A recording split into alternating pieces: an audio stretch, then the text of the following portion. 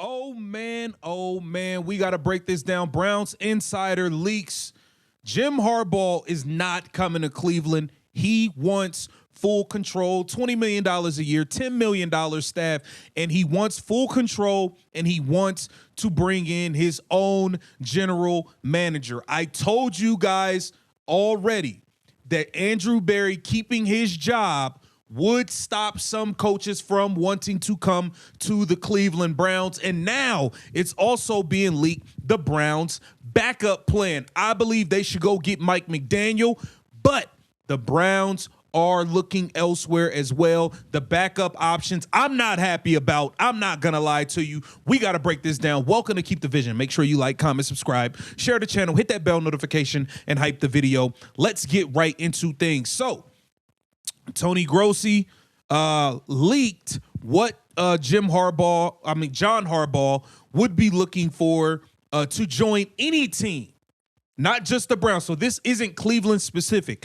This is for any team. He wants full control. Andrew Berry is the GM. He's making the call on the talent. John Harbaugh does not like that. He's not coming.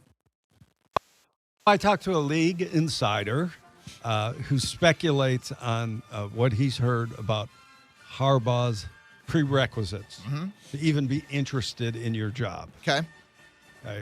$20 million a year. Not a problem. Not a problem.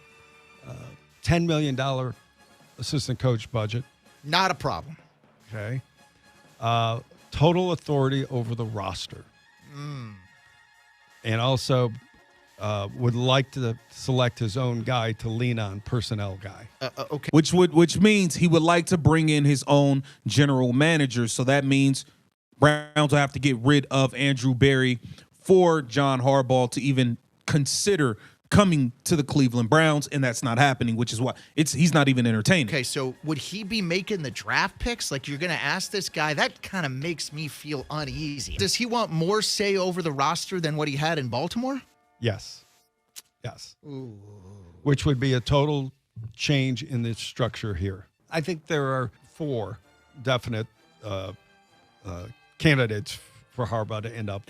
And look, John Harbaugh is going to be looking at the New York Giants, the Atlanta Falcons, and the Miami Dolphins for sure. So I mean, at the end of the day, he's going to get full reins and full control in those places.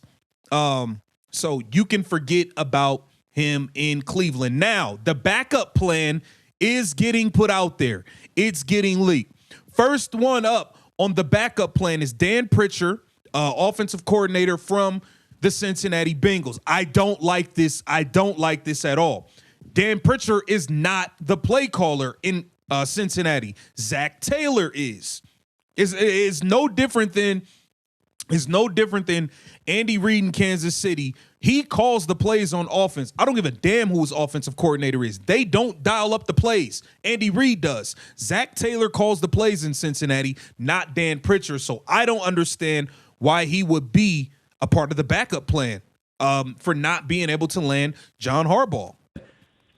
The new head coach of your Cleveland Browns, Dan Pritchard. That's who I'm going with. He was with us today. He backed it up. Yeah. Tell us who Dan Pritchard is. Well, if Dan Pritchard becomes the next head coach of the Cleveland Browns, I think everyone listening, at least from a Browns fans standpoint, should be excited. He's an offensive-minded, young, bright. He's offensive-minded, but he didn't call the plays, y'all. He didn't call the plays. And I say young, but that doesn't mean lacks experience. Bright, forward-thinking, offensive-minded coach that has worked his way up, has groomed Joe Burrow to becoming one of the best quarterbacks in the league, was part of Marvin Lewis's staff, has been here longer than Zach Taylor. And so when I was departing for Cleveland, he was already on the Bengals staff. Zach Taylor liked him so much, he kept him around. And a year later, he became the quarterback's coach, which was obviously a big position, taking over for Alex Van Pelt, another tie there from Cincinnati and Cleveland. And the key there is he's been working closely with Joe Burrow throughout Joe Burrow's 6-year NFL career. And so when it comes to quarterbacks, offensive trends, scheme, all of the above. I think he checks all of those boxes. I also like Dan's demeanor a ton. And weeks ago, I told people, hey, I know everyone's saying it's a down head coaching crop. Buckle up, because Dan Pitcher could certainly get a job, and I'm not shocked at all. So Dan Pritchard is a part of the backup plan. Who else is a part of the backup plan? Jesse Minter, defensive coordinator for the Los Angeles Chargers. Let's see what they were saying about him on UCSS. I want Mike McDaniel for Shedeur Sanders. I'm just keeping it real. We'll see. Miles will be fine. And as long as it's a 4-3, I think Miles will be fine in any situation like that. So, I mean, if they want to hire him, that's cool with me. I don't know how fans feel about having defensive-minded head coaches. I know everybody wants the hot OC and all of those stuff. Yeah. There's some DCs doing their thing. Look, you got D'Amico Ryans doing his thing, Sean McDermott. Who else in the playoffs that I can think of off the top of my head? I mean, Vrabel is a defensive. Vrabel. So that's 3 right there. I'm starting. Todd Bowles is not in the playoffs. I'm starting. I don't know why. Maybe this just happened over the last six hours. You want OC? Man, I'm starting to be like, look, man, if y'all gonna keep giving me these Minimowski defensive coordinators, man, like I need names. I need top names. The only D coordinators I'm looking at, Salas, Flores's, and Schwartz's. I don't want the dirties of the world. Who might have a head coach. I need top-notch dudes that I ain't seen before. Because what people gonna say, all right, well, you moved on from Stefanski.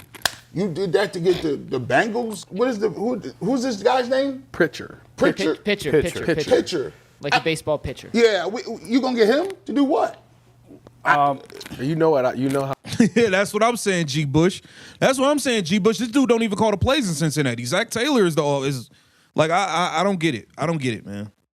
This is a bad backup plan. This is the Browns being the Browns at this point.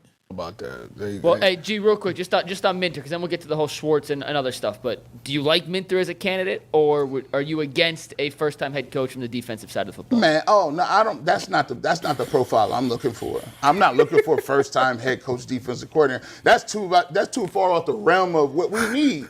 They keep trying to tell me about this offense, but he's fine. He's fine. Nobody is going to be blown away by that. Nobody's going to jump up and down for that. Like nobody. I mean, Jason, what are your thoughts on he like him? I don't think you can't worry about winning the press conference with the coach. You can't worry about that. You got to worry about winning games on the field. And when the Browns hired Stefanski, nobody else was interviewing him. Because I wrote after they hired him, well, we're supposed to expect the team that never gets the head coach right to get this one right when they're the only one who was interviewing him. Then they got it right. And they got it right. I mean, say what you want. Man, I think the Browns are about to make a blunder, man. Jesse Minter, no disrespect. I mean, I think there's better defensive coordinator options out there, like G. Bush said. And then for Dan Pitcher, if you're gonna go get an offensive coordinator, you're gonna go get a young offensive mind. Go get Mike McDaniel. We've seen him have the most explosive offense before. What are we doing? Man? Get down in the comments. Let me know what y'all think about this backup plan. Let's keep the division. Make sure you like, comment, subscribe, share the channel.